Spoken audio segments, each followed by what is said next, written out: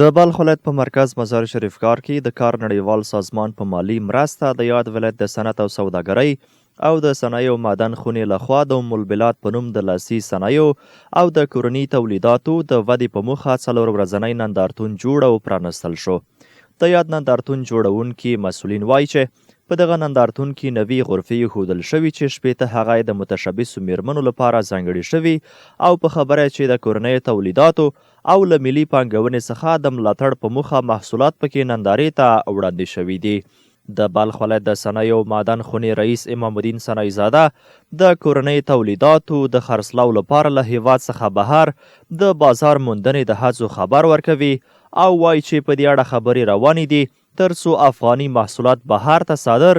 او په نړیوال بازار کې هم وپلورل شي. این نمایشگاه از طرف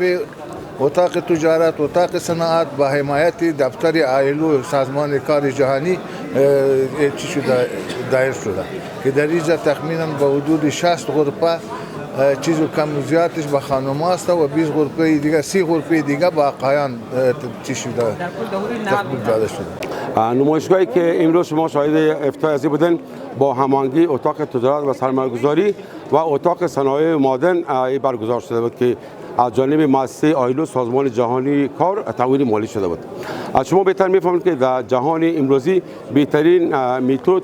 به خاطر معرفی تولیدات وطنی فقط همین نمایشگاه می باشه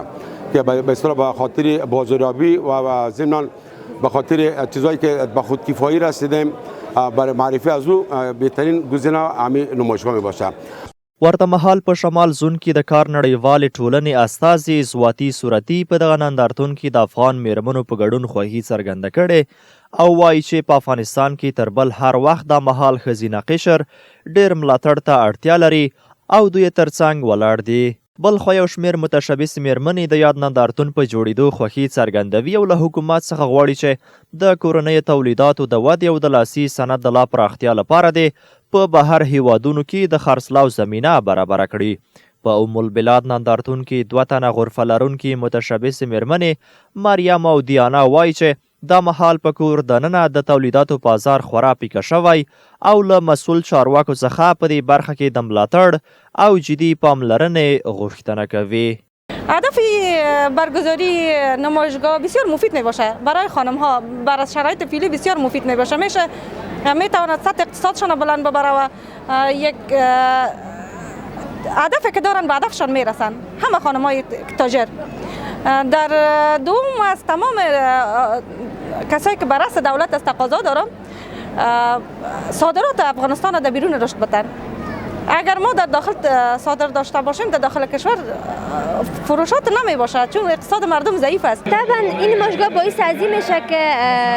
همین تولیدات افغانی به نمایش مانده شود و باعث ازی میشه که تجارت داخلی ما تشویق شوند، هم در داخل هم در خارجی صادر میشه. و این نمایشگاه ما خواهشم از دولت و از سازمانایی که همچون نمایشگاه را برگزار میکنن خواهشم است که ادامه بدن این کارشانه تا این که تولیدات داخلی خود ما افزایش پیدا بکنه. خاص ما از مسئولین امی است که در حوال باید همچون یک نمایشگاه دایر شود که دیگه نمایشگاه باید باشه که همین مردم از تولیدات باید آگاه شوند و مشکلات هایی که هست باید بر صنعتکار بر تولید کننده جای مهیا شود و همچنان بهای برق است که باید کاهش پیدا بکنه و همچنان زمین است که باید بر صنعتکار به خاطر تولیدش باید زمین